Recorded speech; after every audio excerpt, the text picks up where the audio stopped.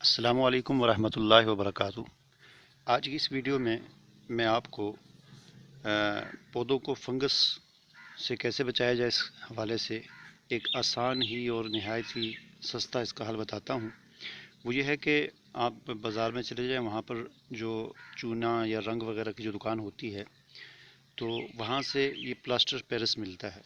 ये आपने देखा भी होगा, अक्सर घरों में इस्तेमाल होता है।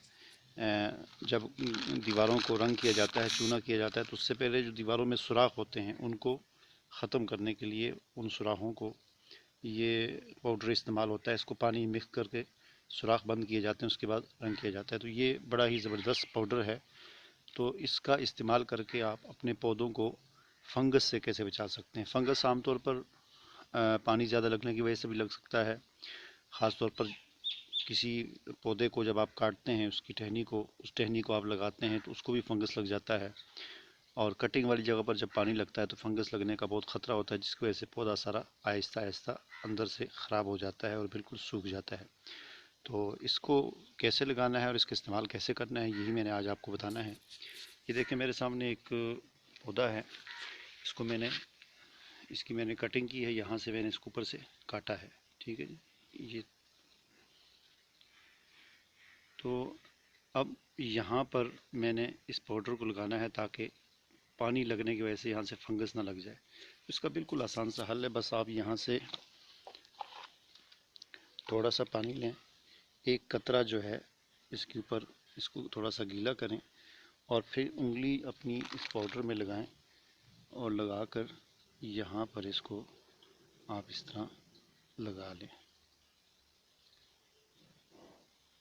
बस इतना सा काम है। अब जो है ये खुश्क हो जाएगा। खुश्क होने के बाद इस जगह पर दोबारा फंगस लगने का बिल्कुल ख़तरा नहीं होगा। इसी तरह जब आप कटिंग अगर आपने लगानी हो तो जिस वक्त आप किसी भी पौधे की जब आप टहनी को काटेंगे, मसलन ऐसे मिसाल देता हूँ, ये एक टहनी आपने काटी, इसको आपने अगर लगाना है, ये तो वैसे खुश्क है, वैसे मैं आपको दिखाने के लिए बता रहा हूँ कि इसको आप इस तरह पानी में डुबोएं और इसको पाउडर के अंदर आप इस तरह लगा लें। ठीक है जी। और इसी तरह दूसरी साइड, ऊपर वाली साइड भी, उसको भी आप पानी में डुबोएं और पानी में डुबोने के बाद उसको आप पाउडर के अंदर इस तरह करते हैं तो दोनों साइडों पे ये पाउडर लगा दें। और उसके बाद फिर जो साइड आपने नीचे करनी है, यानी पानी के अंदर करनी है, उसको थोड़ा सा फिर हल्का सा साफ़ कर लें। ठीक है। तो इस तरह आप उसको फिर जिस वक्त लगाएंगे तो ऊपर वाली जो साइड होगी, जब आप इसको पानी देंगे तो यहाँ पर पानी नहीं लगेगा, जिसकी वजह से फंगस से ये महफूज हो जाएगा। अभी मैं आपको अपने कुछ ऐसे पौधे बताता हूँ जिन पर मैंने इस प्लास्टर पेरिस को लगाया है और बड़े ज़बरदस्त तरीके से उनकी फंगस से हिफाजत हुई है। ये देखें, ये कैक्टस है। इसकी यहाँ से कटिंग हुई थी, बल्कि टूट गया था। ये किसी बच्चे वगैरह ने पाँव रखा था, टूट गया था। तो इस पर फिर मैंने यहाँ पर मैंने ये प्लास्टर पेरिस लगा दिया ताकि बार बार पानी लगने की वजह से ये ख़राब ना हो। तो अब देखें, ये बिल्कुल सख्त हो गया है। अब पानी अगर इसके ऊपर लगता भी है तो इसके अंदर नहीं जाता, साइडों से नीचे गिर जाता है। इसी तरह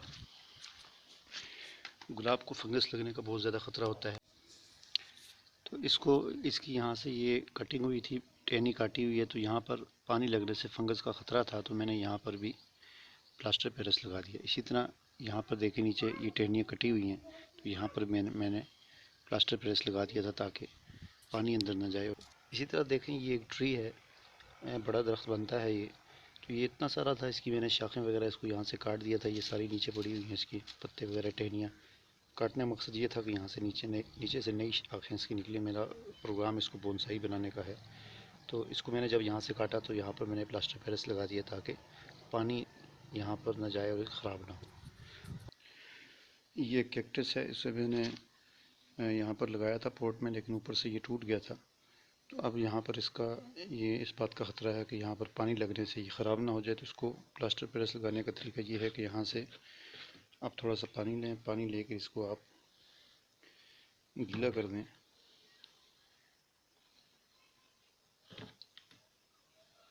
उसके बाद उंगली के साथ यहाँ से प्लास्टर पेरिस लें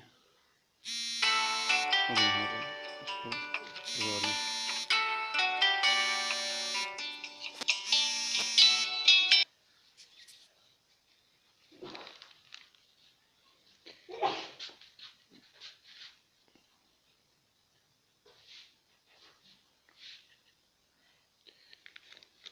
ये जब खुश्क हो जाएगा तो बिल्कुल ये सख्त हो जाएगा।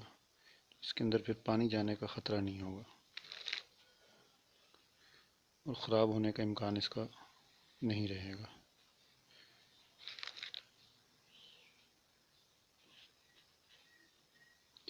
ये बड़ी ज़बरदस्त चीज़ है।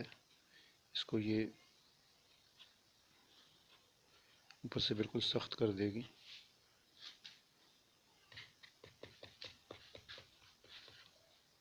तो ये तरीका है प्लास्टर प्रेस लगाने का।